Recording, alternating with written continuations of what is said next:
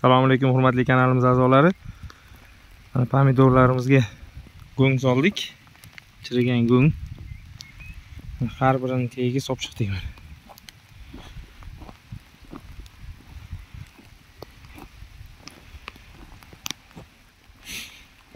Chunki yer kuchi yo'qligi uchun bu yerga go'ng solish shart.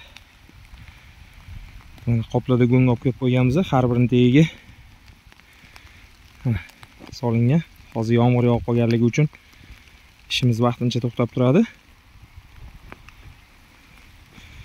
Har birini tagiga chirigan go'ng soldik. Endi buni tesha bilan yana qaytadan chopiladi, tek-tegiga kirgizib yuboriladi.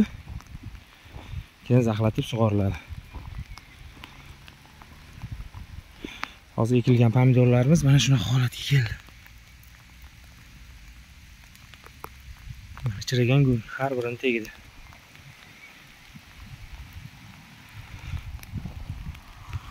Xudo xohlasa go'ngni kuchi bilan, tabiiy o'g'it kuchi bilan yaxshi o'zgarish bo'ladi.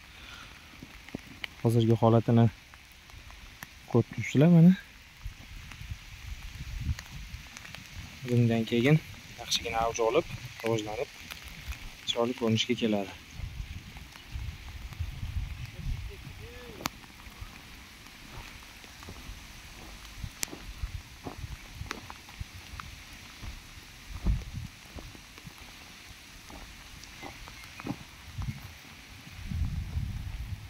Mana shu qoplada hammasida go'ng bor.